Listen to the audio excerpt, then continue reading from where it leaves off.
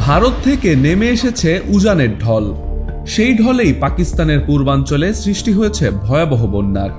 দেশটির চেনাব, রাভি ও সুতলেজ নদীর পানি বেড়ে গিয়েছে অস্বাভাবিকভাবে। পাঞ্জাব প্রদেশ জুড়ে জারি করা হয়েছে সর্বোচ্চ সতর্কতা। এই বন্যাতে বিস্ফোরণ ঘটিয়ে বাদ উড়িয়ে দিয়েছে পাকিস্তান। দেশটির প্রায় 25.5 কোটি মানুষের অর্ধেকেই বাস করে পাঞ্জাব প্রদেশে। তাদের প্রাণ ও সম্পদ রক্ষায় মাঠে নামানো হয়েছে সেনাবাহিনী। নদী তীরবর্তী গ্রামগুলো থেকে সরিয়ে নেওয়া হয়েছে গবাদি পশু সহ মানুষ। ওয়ালটন এখন দেশের সীমানা পেরিয়ে পৌঁছে গিয়েছে 50টিরও বেশি দেশে। ওয়ালটন, ঘরে ঘরে, বিশ্বজুড়ে।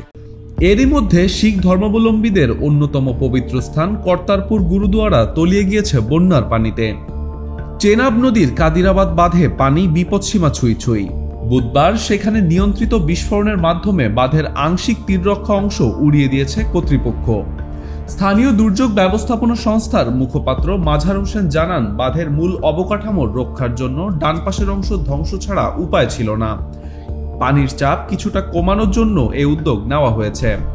অন্যথায় অতিরিক্ত পানির চাপে সম্পূর্ণ বাঁধের অবকাঠামোই নষ্ট হয়ে যেত। পাঞ্জাবের দুর্যোগ কর্তৃপক্ষ জানিয়েছে, এ পর্যন্ত অন্তত 2,10,000 মানুষ আশ্রয়ের জন্য অন্যত্র সরে গিয়েছেন। নদীর পানি হঠাৎ বেড়ে যাওয়ায় আটকেও পড়েছেন অনেকে।